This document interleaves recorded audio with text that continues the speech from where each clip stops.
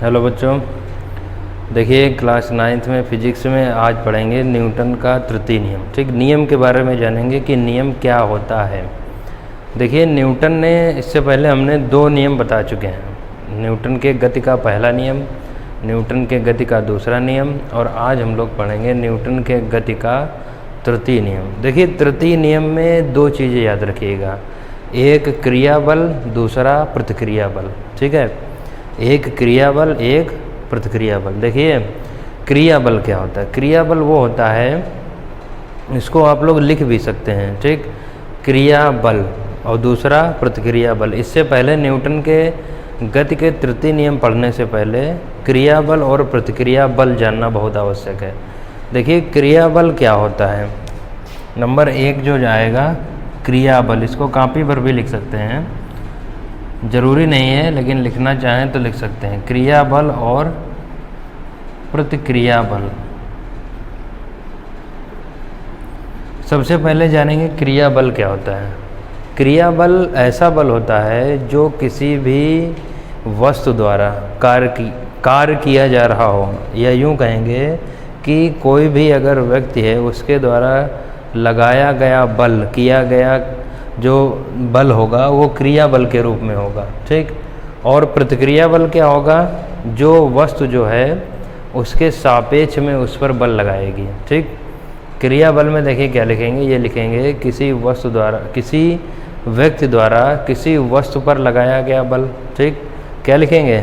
किसी व्यक्ति द्वारा किसी वस्तु पर लगाया गया बल क्रिया बल, और उस वस्तु द्वारा उसके सापेक्ष विपरीत दिशा में लगाया गया बल प्रतिक्रिया बल होता है। ठीक, समझने के लिए क्या होता है, देखिए जैसे हम किसी वस्तु को उठाते हैं, हाथ में कोई वजन वाली चीज़ उठाएंगे, तो देखिए जो हम वो पत्थर या कोई चीज़ उठा रहे हैं तो वो हमारा बल उस पर कार्यरत हो रहा है, लेकिन ऐसा नहीं कि हमारे बल लग रहा है, उस वस्तु का भी बल जो है बराबर लग रहा है। ठीक, वो प्रतिक्रिया बल होगा। इसी के आधार पर हमको उसका भार आभास होता है। ठीक, जैसे क्या करें कि अगर हम दीवार पर अपना हाथ मारें, ठीक, तो दीवार पर हम हाथ मारेंगे तो ये हम क्रिया कर रहे हैं कि दीवार पर हमने हाथ मारा।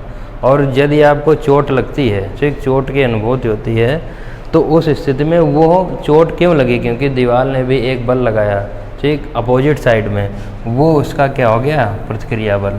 तो नियम में क्या लिखेंगे? इस नियम के अनुसार प्रत्येक क्रिया के बराबर विपरीत प्रतिक्रिया होती है। ठीक, जो जितनी क्रिया होगी उसके बराबर प्रतिक्रिया होगी। समझ गए? कहने का अर्थ क्या होगा, ये पूरा लिखना है कि जब हम किसी वस्तु पर कोई बल लगाते हैं तो वह वस्तु भी हमारे ऊपर उसी परिमाण का बराबर बल लगाती है। हमने अभी बताया कि किसी वस्तु पर यदि हम बल लगाएंगे तो वह वस्तु भी हमारे ऊपर उतना ही बल, उतने ही परिमाण का, ठीक, परिमाण मतलब होता है कि जो उतना जितनी मात्रा होगी।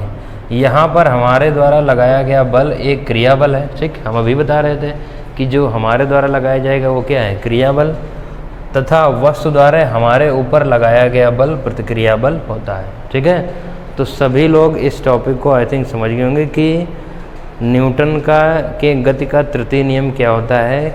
इसको जो है इस नीचे लिख सकते हैं, इसको क्रिया प्रतिक्रिया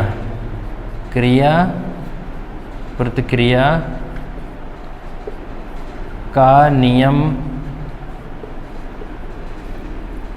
भी कहते हैं। ठीक, ये नीचे लिख सकते हैं पॉइंट, इसको क्रिया प्रतिक्रिया का नियम भी कहते हैं। किसको? न्यूटन के गति का तृतीय नियम। ठीक, इतना लिखेंगे। इसके बाद में कुछ इसके महत्वपूर्ण बिंदु और इसके कुछ उदाहरण और संवेग संरक्षण का नियम इस पर आधारित होगा, वो बताया जाएगा।